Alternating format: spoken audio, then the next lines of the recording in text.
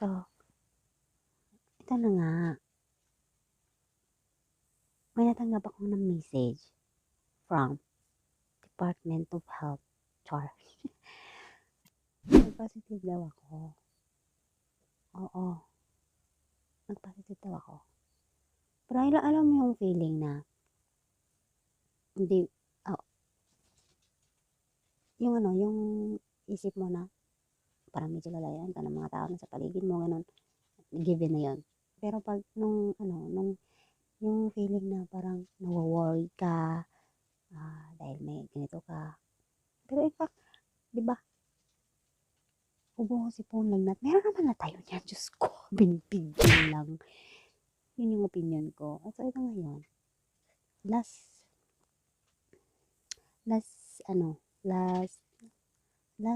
February 16, nagkalagnat ako. Oo. Tapos, ang sakit-sakit ng ulo ko. Tapos, nagsuob lang ako. Tapos, pagka February 16, agad-agad ng gabi niyan, pinatis ako ng amo ko. Rapid test. Negative naman.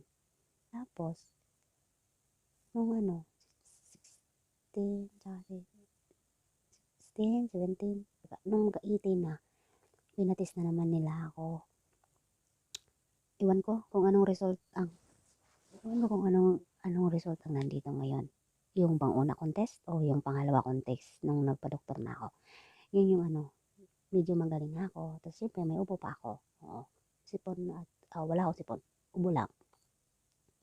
Tsaka nung nagpatis ako, yun, pinatis na ako. Pero ako, sure na ako sa sarili ko na medyo may yun. Kasi nga, may ubo ako, di ba? Number 1, isa yun sa di ba? Oh. Tsaka tas yung parang siya, yung ubo pa rin ako ng ubo na wala akong plema, yun. Kaya sabi ko, pacheck ako sa doktor. Nung February 22, nagpacheck ako sa doktor na may ubo ako. Tapos binigyan nila ako ng gamot. Pero may ubo nga ako, di ba? O yan, pinatis na naman ako doon kasi nga may ubo ako. So ayun na nga. Dumating na yung dito ngayon, 22. Tapos ano na tayo ngayon? 27. Di ba 5 days? Wala na, nagkaling na ako. Meron pa ako kunting ubo na lang. Pero, hindi na, yung bang hindi na tulad ng, tulad ng, ang tawag na? Tulad nung una na, ubo ako ng ubo. O, diba? So, parang nasa isip ko lang ba? Nung sinabi ng kubig-kubig, Diyos ko, parang meron naman na tayo nito. Yan ang akong COVID. Pero, lakas-lakas. Siguro na, lang, mild lang siya, diba? Siyempre, maganda pa rin tayo. Bagong gising tayo mga jay.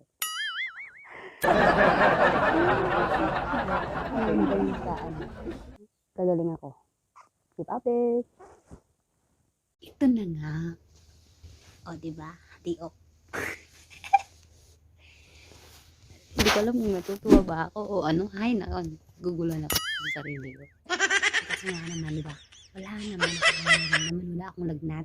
Saka, wala akong basta okay lang. Maligo ako mamaya. Alright, dito na tayo guys. Dito na. Okay, so pag-isolate natin. Ganito yung setup namin. Dito lang ako sa kwarto. Tapos, pag mag-toilet ako, kailangan ko silang inform na mag-toilet ako para hindi kami magkakita or like, lalayo sila. Like, yung mga aso ko kasi din. Pag makita nila ako, yung mga aso ko, pupunta sa akin. Siyempre, mahal na mahal ako nun. Oo. Kaya, parang umiiyak yung si Oscar. Pag marinig niya yung boses ko, na nandun ako sa labas, tapos hindi sila makalapit sa akin. So, ganun yung setup namin dito. So, ngayon nga, this morning, pagkagising ko kaninang umaga is,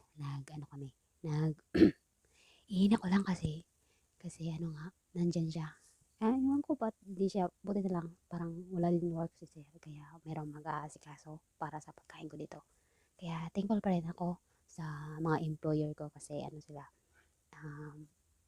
inaasikaso nila ako, like, parang in-arrange din nila yung bawat galaw namin or para hindi din sila maging infected o gano'n. So, ganun ako umaga nag-test kami. So, ito na yung result ko. Yes, oo. Yan, negative na kasi nasa C. Oo, nag-test. Kikita ba? Oo. Nag-test ako kaninang morning. Bago ako nag-fake fast. Ayan. Tapos, yun na nga yung result. Negative siya. Yes! O, diba? Kasi nga, Diyos ko. Di pa naman lang, pero na nga tayo niyan. Tsaka, every, hinahatidan lang nila ako ng pagkain dyan sa pinto. Tapos, kukunin ko. Tapos, pasok ko sa loob. Tapos, pero walang contract. Walang, yung hindi kami makikita. So, ayan yun. Yun binigay niya sa akin ng breakfast kanina na umaga. Pero, nakakain na kasi ako kasi may pagkain ako dito. Eh, hindi ko siya naubos na. Busog na ako. O, ayan. So, yun lang guys. Yun lang for today. So, mag-tiktok kung may wala akong gawin. Kailangan natin gumalag ulit. Exercise natin guys. Para ba yun? Hindi lang tayo mapagulong dito. Diyos ko. May mag-tiktok tayo.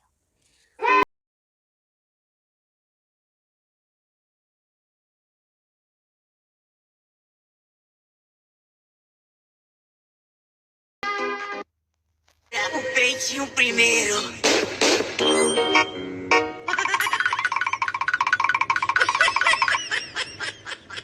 Kamusta na naman? Ayan.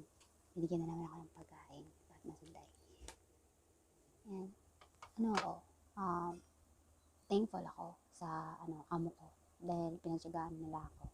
Siyempre, diba? Hindi ko danas yung danas ng ibang helper. Oo. Napaka-thankful ko guys sa mga employer ko. Kasi masarili din naman akong kwarto. Nakasulit lang ako. Pasensya na medyo makalat. So, ayan. Binigyan ako ng pagkain. Pero actually, magaling na talaga ako. Ayan. Tapos, drink more water guys para gumaling ka agad. Ayan, nakaubos na ako ng 2 liters. Yun, ubos na. Kahapon ako binigyan niya. 2 liters na ubos guys. Kailangan uminom ng maraming tubig para madaling gumaling. Yun lang. Sige, kain na tayo. So, ayan. Good morning everyone! So, ngayon, pang 3 araw ko sa pag-isolate. So, dapat isolate pa ako ngayon, no? So ito na nga. Nagpa-test ako kaninang morning. So, yan ang result ko. Nilagay ko talaga sa plastic para i-keep ko. Para in just case, pag may magtanong, or like, ayan, negative na ako. So, ayan guys. Negative na ako. Ayan. So, ayan. 2 times na akong nag-negative. So, I'm free of COVID already. Kasi ito yung first ko, tsaka ito yung second ko. So, 2 na akong negative. So, na ako, totally free na ako sa COVID. Kaya, yun. 2 days lang ang isolate ko. Tapos, pag 3 days, pinalabas na ako ng amo ko. Kasi nga, hindi nila kaya, guys, yung mga trabahong bahay, no? So, ayan. Nakalabas na tayo. Open na ang pinto natin. So, makakaano na tayo. Makakalabas na. So, ayun lang. Yung experience ko sa yung COVID na sinasabi nila is lang siya guys. Yung ubo, sipon, tsaka lagnat. Meron na tayo niyan, Diyos ko Lord. Binibig din lang, like, inaano lang nila, like, syempre, diba, nung sipon, ubo, lagnat, known talaga yan siya na madaling makahawa. Once na may ubo, dapat di ka lalapit, di ba? Kasi nga madali siyang makahawa. Sipon, madali ka ding mahawa, di ba? So lang talaga siya. Meron na tayo niyan, Diyos ko. Yun yung opinion ko, for me only Kasi nga na-experience kong ayun, okay na ako. Like, wala lang. Parang siyempre, di ba? Yung katawang lupa natin, magiging talaga, malubat. So, kailangan natin mag-charge, like magpahinga, like lagatin ka. Kasi, kaya ka nilalagnat. Kasi, pina-fight din ng init ng katawan mo. Yung virus, di ba? Ganon, di ba? Diyos ko. Ayan. Okay na ako ulit. Back to work na ulit ako kasi nga, hindi nila kayang alagaan yung matagal na pag-aalaga dyan sa mga alaga ko, di ba? So, yun lang guys. Yun lang ang experience ko sa aking COVID na experience. Bye-bye!